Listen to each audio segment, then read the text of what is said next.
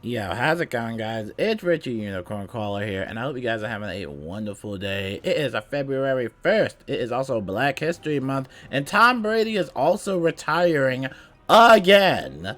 Yeah, we got a bunch of news to talk to you guys about, primarily Wizard101, obviously. We gotta talk about the patch, because this patch is looking kind of spicy from a lot of perspectives. We talked about the whole gear stat changes, which was kind of like the really big one. And luckily for you guys, Malistaire has been untouched. So you don't have to worry about the Malistaire robe or whatever it is. Malistaire gear did not get touched with this patch, but some of the other gears have been touched, just like raid gear, the world pack gear, Cerberus gear. A bunch of other gear got touched, and we're gonna go all through that, or at least through some of it. Yeah, let's jump right into it. So over here, we gotta go on Twitter, because there's always something on Twitter. This is just from my feed and what a lot of people were telling me. Or, yeah, anyway, Party Guild Cole Twerpson, he says that the final fight in Novus unpolymorphs everyone at once. So now you don't have to wait for your teammate to get unpolymorphed, apparently, which is pretty awesome. It definitely speeds things up for that final boss fight, and I think that was an awesome change. W change, don't change it, and don't ever do it again. That was awesome. Kali Red mentions that they did the final boss, and it just doesn't drop gear now. Apparently he did a run of this, and he didn't look like he got much gear, or any gear at all, apparently, from that final boss fight. It looks like a lot of spellments, maybe a few treasure cards, I think, but yeah, for the most part, I don't think he really got any gear, which is kind of strange, because they did mention how, they were going to increase the loot drop and stuff like that. And I also just saw a comment on my own YouTube channel mentioning how they think that the farming actually got worse, because apparently with their limited experience, they're not really getting any gear from Nova. So again, this is kind of like, take it everything with a grain of salt. I don't know how many runs people do, or when people are farming, but I personally will not be farming Novus anymore, because I already got my gear. I'm set. But it is interesting to see if it is kind of a lower chance, even though these fights are easier. Alex Lionheart's always talking about something. He mentions that the Ice Colossus is apparently bugged. He only had one shield. It still did the gambit, and it placed a trap per shield after the hit. Granted, the trap went on him. Very bizarre. I don't know how that happens. I think the WizDevs responded to this. They said that they've managed to... Wait a second. Wait a second, that's not the right dev account. That's a phony. This is a phony. See, that's a phony. Oh wait, no, wait a second. Oh, the 0 has a line in it. I'm stupid. But anyway, the Wizard101 devs said that they replicated the glitch. I thought this was a phony account because the 0 has like a slash through it. That's new. I've never seen a 0 with a slash before. Anyway, yeah, the Wizard101 devs, they mentioned that they found it and blah, blah, blah. So we'll have to wait until that gets fixed. Blah, blah, blah. Taylor mentions that these gear changes are horrible. Cam, where the gear identity go? There is 0 reason to have different gear sets now. Plus, the trade-offs are now no longer anywhere near equal. So, yeah. I also made a little picture, and this was talking about the Void Aethum. And this is a old Aethum. It's from the raid, but they changed it. We talked about the raid gear getting changed. I don't know. I don't really like this change. I thought this change was kind of unnecessary, but this is the level 150 version of the Void's Lively Aethum, and a lot of people are trying to get it because it is a pretty good alternative to the Dark Woman's Dagger, because it does come with a lot of health, and it does come with mana and stuff like that, which is pretty cool. So then in the next picture, this is the level 150 version right now. So now that the health has been increased, the mana has been decreased, the power pip has been increased, which the power pip has been actually, I think, one of the main highlights of the gear stat changes. I think what they did was put a lot of power pips on a lot of gears now. So I think it was the Aeon gear that was notorious today. But anyway, yeah, you know, they did all that with the Aetham, but they also decreased the outgoing, which I did not really like, because previously it was at 14% outgoing, which 14% outgoing was already low enough, but then it got lower as, I guess, a trade-off. You also get a little bit of a damage increase as well. I think by like 1 or 2. Yeah, by 2. So, I don't know. Even if you do put the 8% opals on the 2 opal sockets, I don't know if it would even be worth putting those opals on. And then finally, on the next page, this is basically the level 160 version. Basically kind of the same stats, except you're going to get an increased health.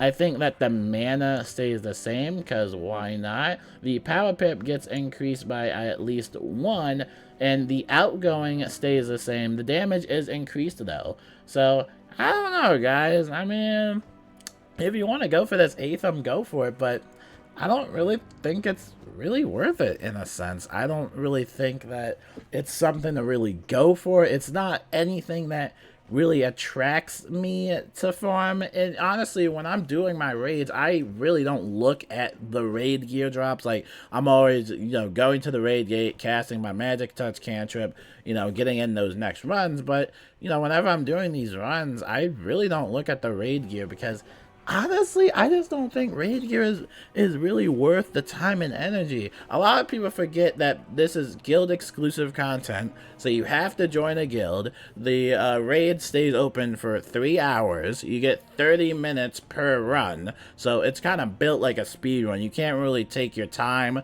with it. You can't really do any like trials and errors and stuff like that. It is very resourceful. Takes a lot of Azoth to basically make that raid key, and then you gotta farm Zarathax Animus to make the raid key. It's a big process, and it's just, I don't know, it just kind of gets overwhelming for a lot of people. But I don't know, it's just like, meh. I don't really think it's anything to go crazy over. Amoplex also mentioned that there's been some connectivity issues. This actually happened last night. Apparently, the Bazaar and Crown Shop randomly stopped working. You know, this is kind of old news, because we've seen this happen many times. I mean, honestly, this is pretty normal. Amoplex also mentions that they're not really going to post any of the gear changes just because there's an insane amount of changes. Wizard101 will automatically cover such large amounts of changes. They will say, though, that the Novice gear, the Raid gear, the World Pack gear, Cerberus gear, Spiral Villain gear, and Highland gear, and Professor's Horde Pack gear are the gears that haven't been changed. So definitely be on the lookout for some of those gears and just check out what the changes are. But for the most part, that pretty much wraps it up for the news. And I think I saw something else on my feed. I couldn't find it, but I think someone else mentioned that Novus Monstrology still isn't really there. I think you can extract the banana spiders, but for the most part, Novus Monstrology is apparently still not there. So I don't know what's going on with that, but yeah, for the most part, that's pretty much it. And then lastly, we have the pity system for Novus. I can't forget that. Everybody's around here at the crafting vendor. Yeah, the amount is kind of wild. So let's say I wanted to craft one of the hats, like the Internal Inspired.